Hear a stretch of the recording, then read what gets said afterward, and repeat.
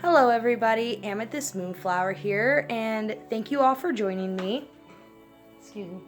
I'm not going to be doing a live today. I'm going to pre-record this because I also want to share it on my YouTube so it can be my Sunday YouTube video as well. Today in the Northern Hemisphere is Imbolc, one of the main fire festivals of the pagan Celtic New Year. And it is the symbolizing of midwinter and the first sign of spring.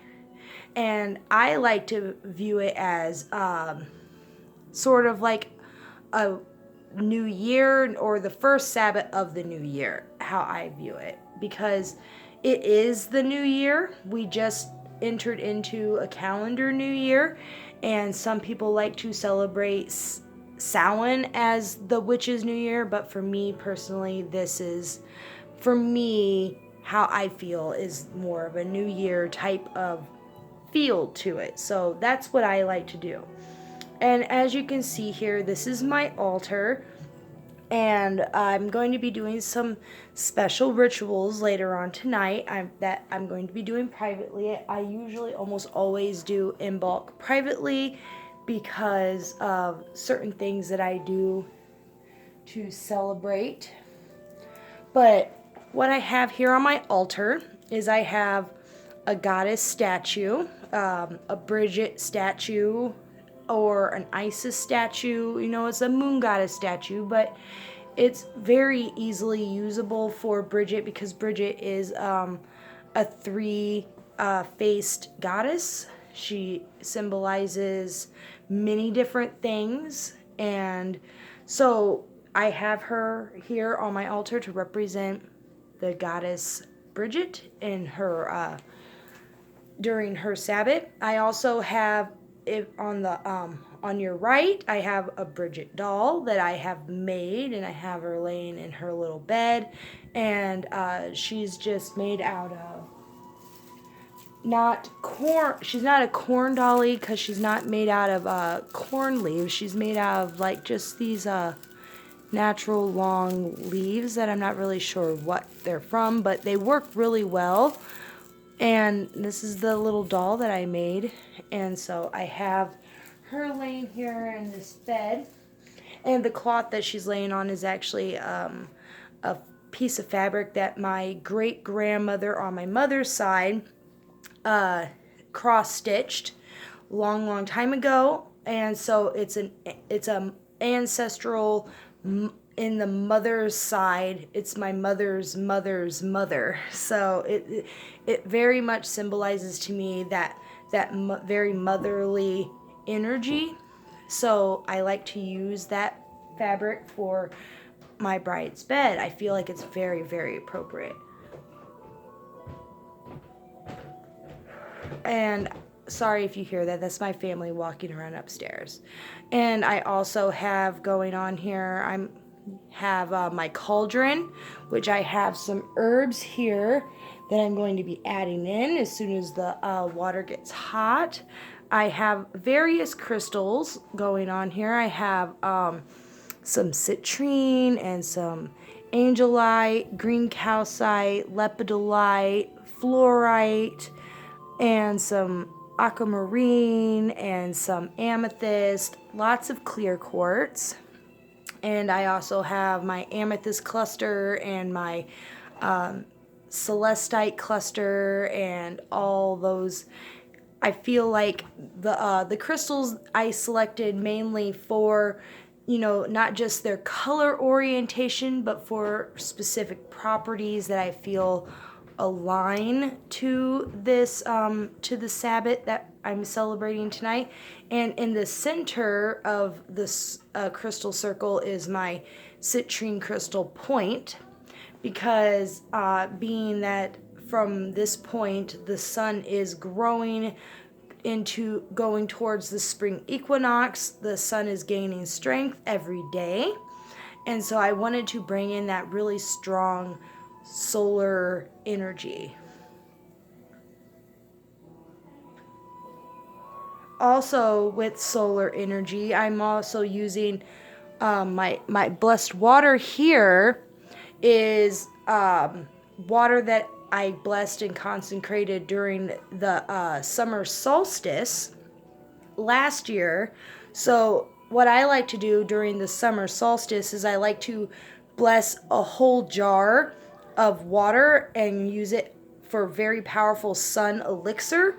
And when I do Sabbats celebrating sun, or I need powerful sun energy, I use solar water instead of moon water, because I kind of feel like, being that we are celebrating the coming of the sun and the coming of the spring and all that, I feel like it really brings that potent sun energy.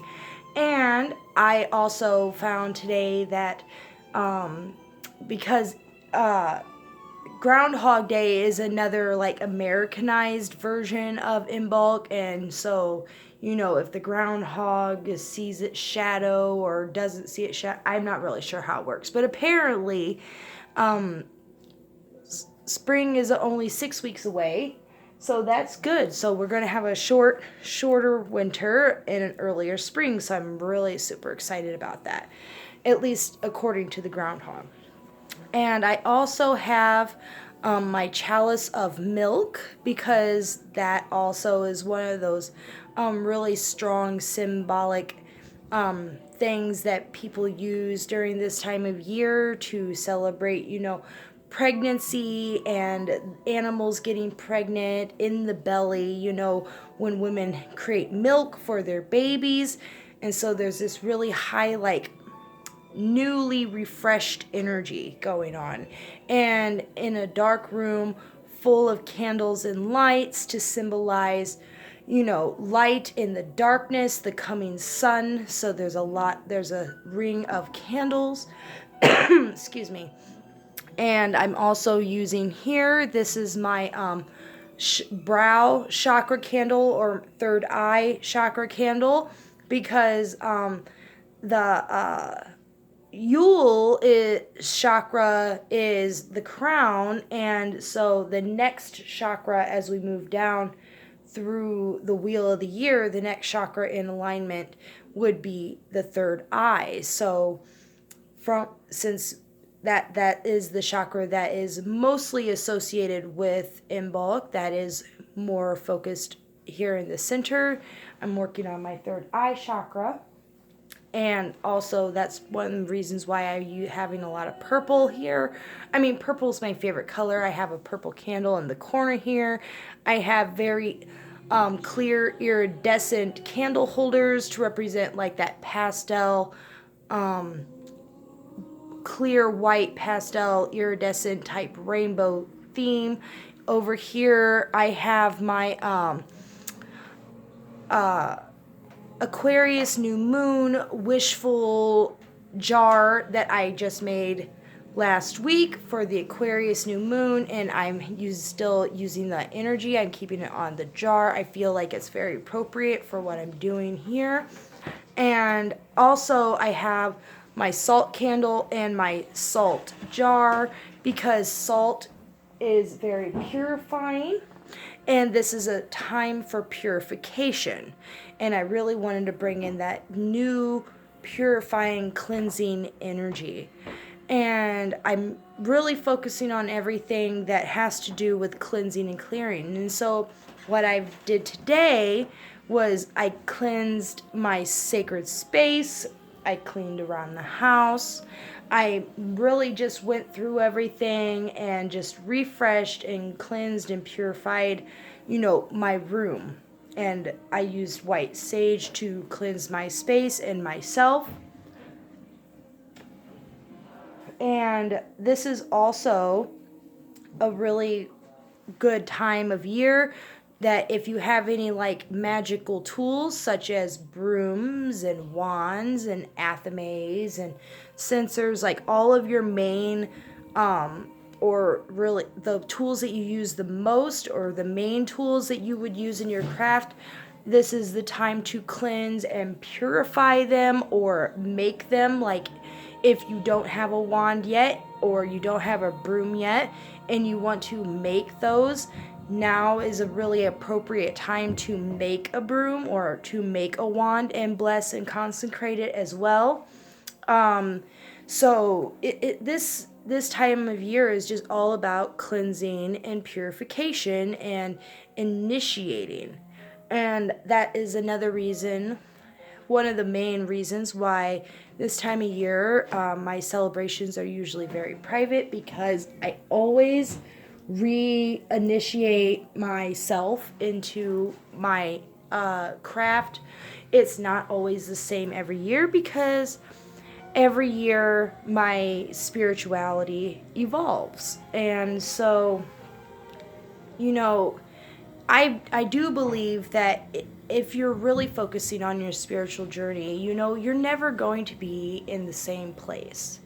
And it's just really important to pick a special time of year to reinitiate yourself, or just redefine or rededicate yourself to God or the goddess or the universe, the source, however you feel, when you rededicate yourself to your path, stating that that you're just you're rededicating yourself to it all over again. And I like to improvise or rewrite my statement to restate how I feel, what I believe, what I stand for, what I'm walking for, and just restating again that I'm following, my footsteps follow God and the goddess, and how I feel about them and my relationship with them. And that's really what initiation really is it's just dedicating yourself to following the source and following your higher self on your spiritual journey. A lot of times, like with the Christian faith, they use baptism as that form of initiation, and Wiccans use initiation as like the stating that you are now a Wiccan, or same thing with just like witchcraft. There's certain, like every path has their own way of initiation or dedication to that path, and you don't have to be following any specific path, but if that is something that you feel is important to do, I like to, because I initiated myself the very first time on Imbolc, every year on Imbolc, it's a very special time for me to rededicate myself. And so I have a very special private ceremony, and it's not the same every year. I change it because my path changes. But also, before I do that, I'll go take my ritual bath, my cleansing purification bath, and I'll anoint myself, and I'll get myself prepared for my ceremony that I do. And so, but this is just me sitting here talking about why Imbolc is so important to me. I really feel strong at this time of year. I am a Pisces sun, and I'm an Aquarius moon, and we are right there in the middle of the Aquarius season, about to go into Pisces season. I'm almost a month away from my birthday, and I'm going to be 32 years old, and this is going to be this is going to be my 10th year of initiating myself. So for an entire decade, I have been initiating myself on this path. So I feel like it's a very special year. I've been studying and practicing, various forms of Wicca and witchcraft and paganism and Christianity and Buddhism and, just like all the Hermeticism and just so many different things over the years. And like I said, it changes every year, but the very first time that I did initiate myself was 10 years ago. And I remember because my daughter was only just a baby, like not even a year old. It was within her first year of being born was the first year that I did initiate myself. And So I do know that this is my 10th year, and I just feel like it's going to be a really special one this year. And I wanted to share with you guys one of the things that I do find very special. And another things that, people do is, they put their Bridie doll next to the fireplace. Many years I didn't have a fireplace. I've never really had a real fireplace. But during Halloween time, as like a prop, I created a fireplace. It's a fake fireplace, but it looks really nice. And maybe one of these days I'll take a close-up picture for you guys so you can see it. But I'm going to be placing my Bridie doll in front of my fake slash real, because I use real candles inside of it, fireplace.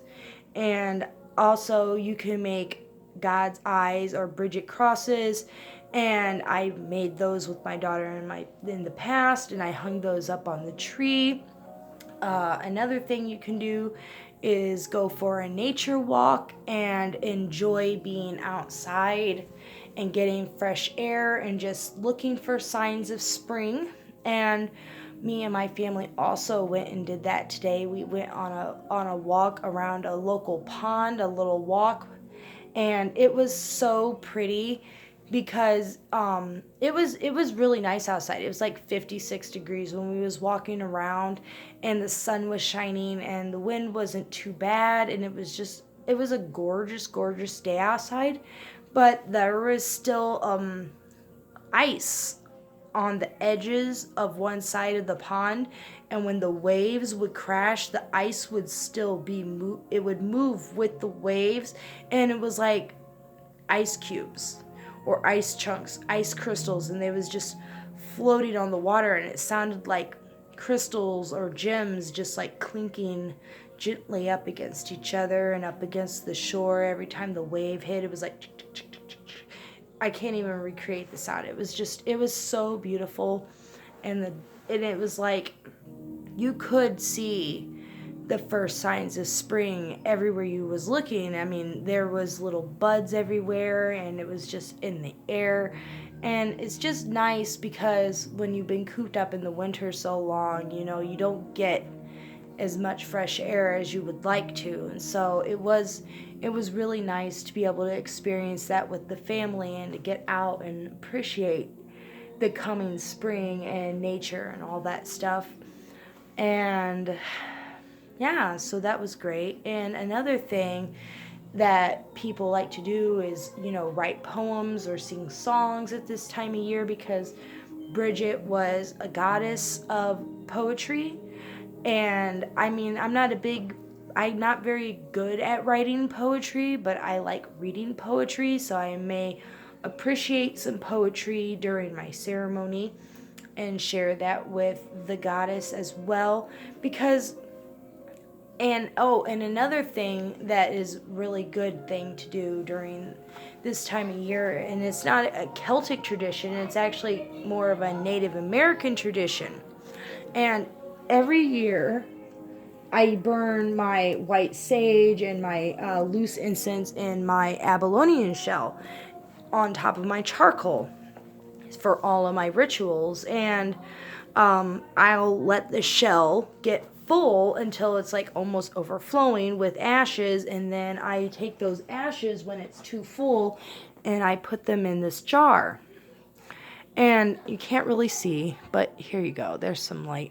This jar is full of an entire year's worth of white sage and blessed incense, loose incense that I've used in all my rituals. So this is all my ritual incense ashes that I've collected throughout the year. And on Imbolc,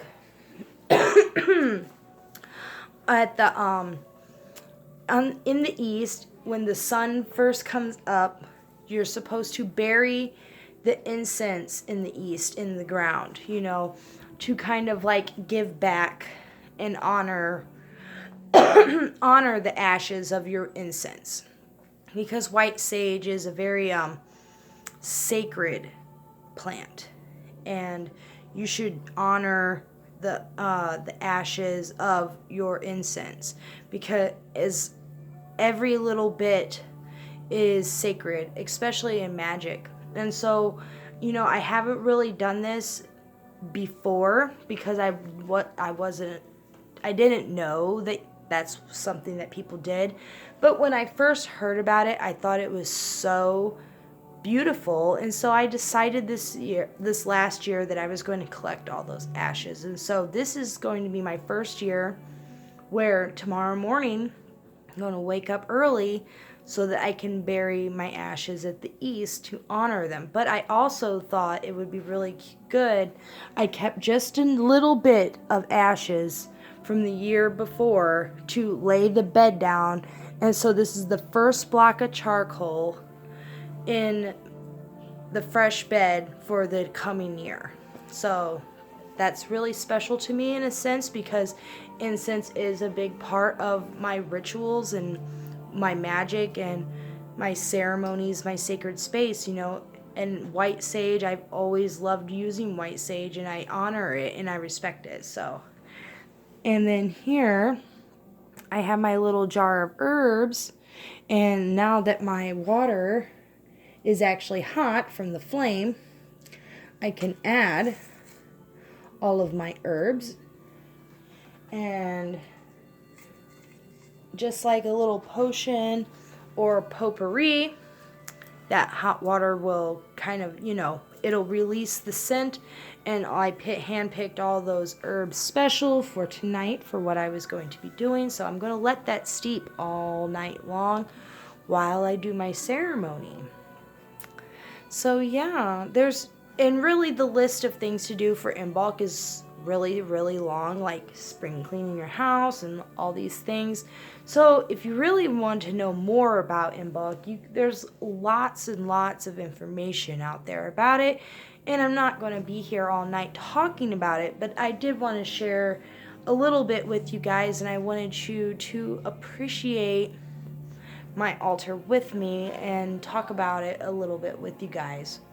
And I hope you guys enjoyed spending this time with me, and I hope you guys really enjoy the season as well, and take a moment to pause, breathe, and reflect, and think about what you're going to be doing in the coming year.